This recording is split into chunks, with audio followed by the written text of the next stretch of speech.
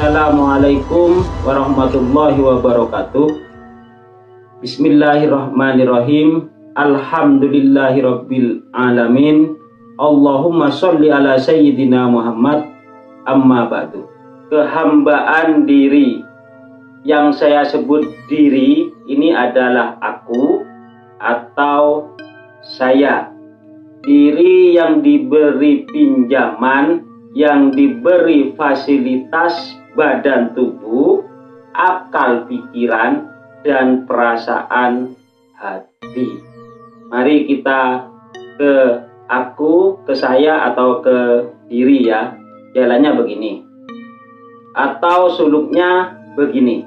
Diri yang mengetahui badan tubuh, yang mengetahui akal pikiran, dan yang mengetahui perasaan hati. Saya memakai istilah mengetahui itu agar mudah untuk dipahami, agar mudah untuk dialami, yang mana yang disebut diri. Yang mengetahui badan tubuh, mengetahui tangan ini kalau dicubit sakit, tangan ini terasa sakit, yang mengetahui itulah diri. Yang mengetahui isinya akal pikiran, baik itu hayalan atau ingatan atau apapun yang dipikirkan, yang mengetahui isinya itulah diri. Yang mengetahui perasaan hati, kadang susah, kadang senang, yang mengetahui kalau perasaan hati itu lagi susah atau senang, yang mengetahui itu yang disebut diri atau aku atau saya. Bisa dipahami ya? Kalau masih belum dipahami, belum dimengerti, diulang lagi video ini atau ditanyakan di kolom komentar yang belum paham, yang belum memahami, dan belum mengetahui serta belum mengalami yang mana yang disebut diri atau aku. Diri yang mengetahui apapun yang mata lihat atau yang didengar oleh telinga, dan yang mengetahui apapun yang terjadi pada tubuh. Nah, yang mengetahui ini yang disebut diri. Yang mengetahui seluruh isi akal pikiran dari bangun tidur hingga akan tidur lagi. Yang mengetahui itulah yang saya sebut diri. Yang kadang-kadang akal pikiran itu bertengkar, tanya jawab sendiri. Yang mengetahui itulah yang saya sebut diri.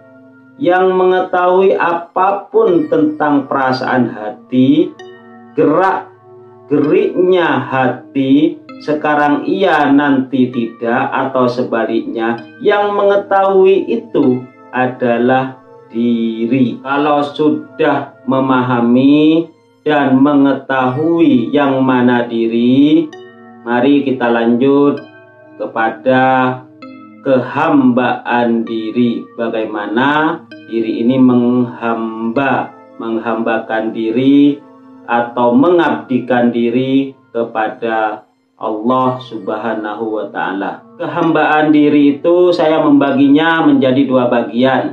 Yang pertama itu menerima atau qanaah, dan yang nomor dua itu kepasrahan totalitas atau disebut tawakal. Cara menghamba diri ini hanya dengan qanaah, mengabdi. Iya, karena butuh hanya kepadamu aku atau diri ini mengabdi.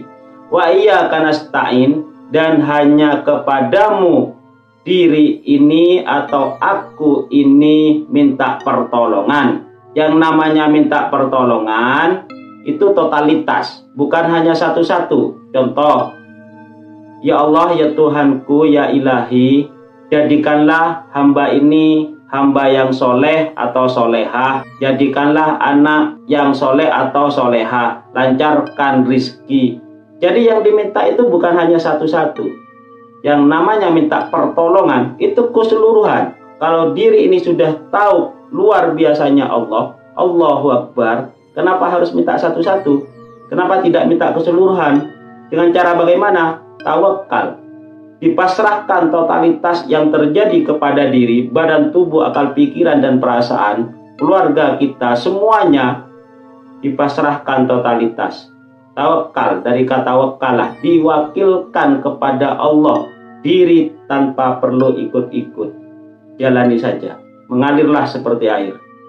Apapun yang terjadi pada badan tubuh, akal, pikiran, dan perasaan hati, semuanya itu cukup diterima.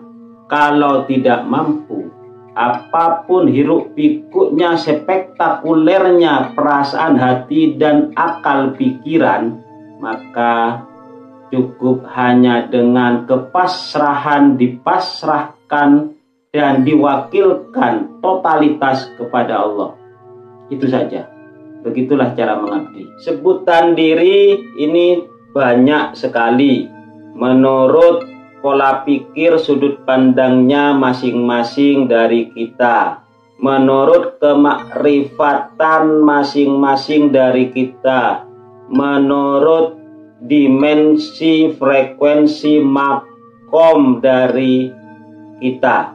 Jadi sebutannya sangat banyak sekali. Diri ini diri sejati, ada yang menyebutnya aku yang sejati, tergantung pola pikir, sudut pandang, dimensi yang berbeda-beda. Terserah mau diberi nama apa saja. Diri ini ada yang menyebutnya juga Rijalul Ghaib. Kalau orang Jawa itu menyebutnya Satrio Piningit. Dengan nama Rijal ini untuk mengagungkan, karena bisa tubuhnya laki-laki atau perempuan. Dengan nama Rijal, Rijalul Ghaib atau Satrio Piningit, ini untuk mengagungkan, bukan berarti berjenis kelamin.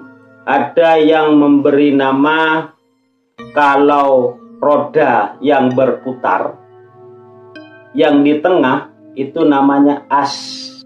Kejadian tubuh, akal, pikiran, perasaan, hati, kejadian dunia ini terus berputar.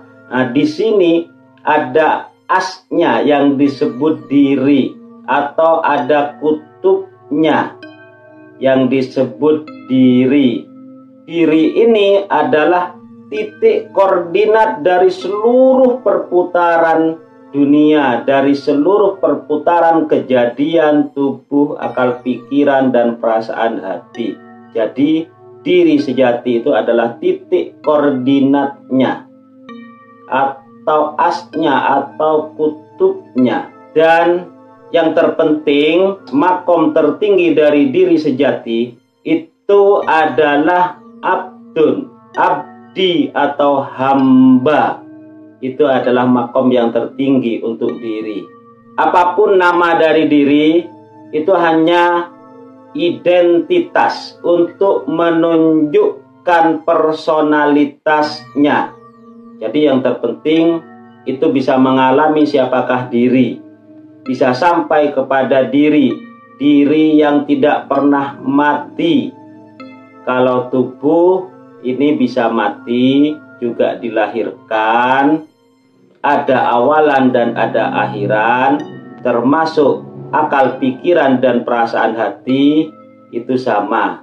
Tapi diri ini tidak pernah mati, tidak ada awal dan akhir, serta oleh agama disebut ruh atau roh atau ruhani atau rohani. Untuk pembahasan kali ini bersambung ke pertemuan video selanjutnya tentang menyaksikan kebesaran Allah.